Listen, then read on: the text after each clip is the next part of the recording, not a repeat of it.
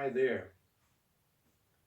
This is my first video, but I just want to start and make a review of this Polar Vantage M, which has been bought by me roughly 3 weeks ago, and previously I had owned Polar V800.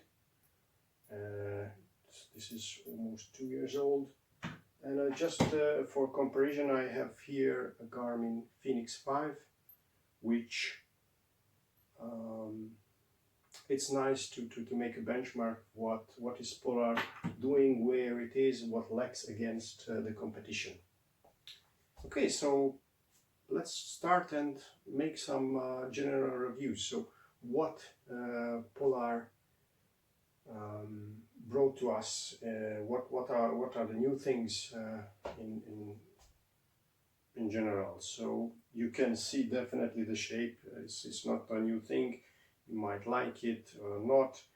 I think it's nice. It's quite logical, like the Polar V100, and you can get used to it.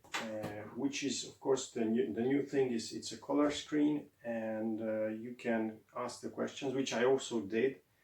Is it visible? I for a long time I had a problem with these color screens. Not all of them are bright or is bright as enough to see them, but especially in the sunlight there's no problem seeing them. As you can see, in direct sunlight, absolutely no issues with the screen brightness. It's perfect. And the Polar Vantage M also turns the light on as you turn your wrist. So why I've chosen the Polar Vantage against Fenix 5? Of course, the price. I bought this for 200 euros, while this one on some sales it was 360 euros. And of course, does it make the difference? It's such a big watch. This one is a metal one and it's really heavy. This one kind of plastic, but it's much lighter, and you cannot feel on your wrist. And this is one thing. What does it? Everything what you need. I'm a triathlete. I do Ironmans, and with Polar V800. I had some issues in my last race, as the GPS signal got lost because of the battery, and that's why I've chosen that I needed some new watch, which these new watches what are on the markets right now can last enough 24-30 hours continuously in GPS and heart rate monitoring. Yeah, and how is it behaves in running? So what I saw that, of course, as I've explained, that the screen is really okay. I had some feeling that maybe it will be not good as I expect, but no issues with that, so I really like it. What I can see that the pace measurement, the direct pace is really is too hectic. I mean, of course, I made some comparison with the other watches, and I made some runs wearing in one arm the Polar Vantage and the others. What you can see that the Vantage it's more sensitive for speed increase or decrease. So immediately you can see the variation, which might be good, might be not, but definitely the other tools are lacking. So you must know your pace, you must know your pacing, because if you just continuously watching the watch, it will make you run faster or slower. So with caution.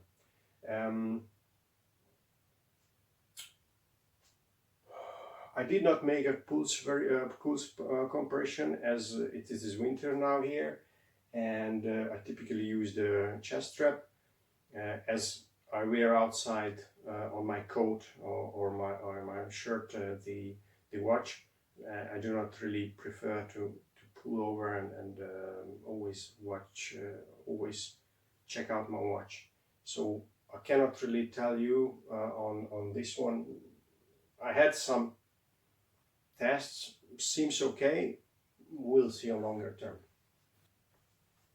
As a triathlete, I also do quite a lot of swimming.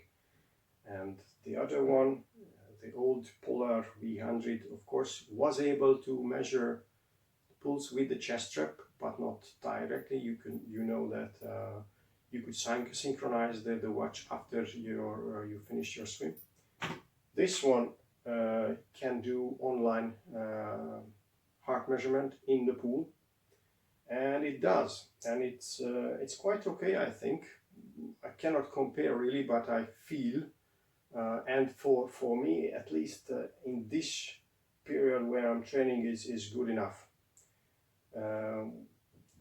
Other thing what you need to know about swimming, there's not a lot of review about Polar Vantage swimming characteristics. It's similar to the old V800 and similar to the Garmin, so none of them is really good and none of them is really bad. It really depends on how you touch the pool wall, and then it measures the correct length of your correct distance what you swim.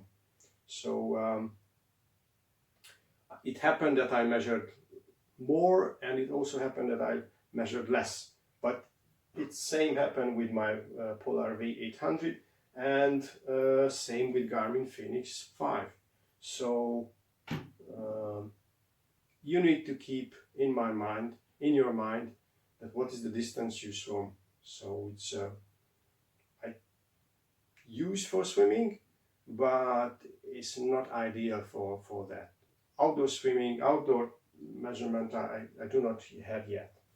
Bike as a triathlete. So right now, as I said, in winter time I was not outside for biking, but I guess it will be just okay. I do indoor training right now, and this is a point where I expected a bit more. I expected that that will be easier to synchronize my indoor training with the Polar Vantage M. You know, I use an Elite indoor smart trainer, which has N+ and Bluetooth. And of course, ideally, it would be nice to synchronize, measure parallelly the data on the watch, but unfortunately, it's not working. One side is my trainer fault because it cannot transmit parallelly in N+ and Bluetooth. But even though so, it's not really working. And then some issues with synchronizing. What I did, just to see the load of the training, I do start an other indoor activity, measure the cardio load, and then transfer as a bike session. It's not so nice. I wish Polar could help us to support better in these indoor training sessions. By the way, you could see Strava's statistics where indoor training was really increasing. I guess it's more people are measuring right now and more people are using Swift and other indoor trainers. I wish it could work more, cooperate with these systems easier, or import the data, because this is not working really well. Nor Garmin or other Polars could do that well. Maybe in the future. Yeah, a new thing in Polar Vantage M, the night recovery, sleep tracking is really nice. I did not have this function before. It really shows you that your body, how recovered. Are you able to do a hard session or easy? day what you need to do, and it really reflects on your performance. Really nice feature. The old Polar V100, you could do an Hrv test with the chest strap. It was not so easy to interpret and understand what is it meaning. With this one, if you're wearing the watch during the sleep, immediately you get this automatically, so you can see that you are recovered or not, which is really nice. I prefer this one. Garmin does a similar thing. It's different. Okay, and how I could compare? Yeah, as I said at the beginning, Garmin is really nice watch. It's maybe for different type of people. Personal preference that I've chosen the Polar Vantage M. If I should choose now after 3 weeks of usage, all of them, I think I would choose the same. So from price point of view, from the menu, the simple menu what I have, Garmin, of course, using Polar for a longer time, for me it's too much. Many data. You need to get used to it, of course, it's not a problem. It does have all the functions, of course, even more. So this watch has sound, navigation, sleep track, music, whatever. So personally, I do not need all of them. So what I miss from the Polar watch Vantage M is navigation would be nice. Of course, that's why you need to upgrade for the Vantage V. And the sound would be really nice to hear when you are making an interval session, to hear that, okay, right now this is how we start. And yeah, overall, I'm happy with the watch so far. I think it will work for me. We'll see.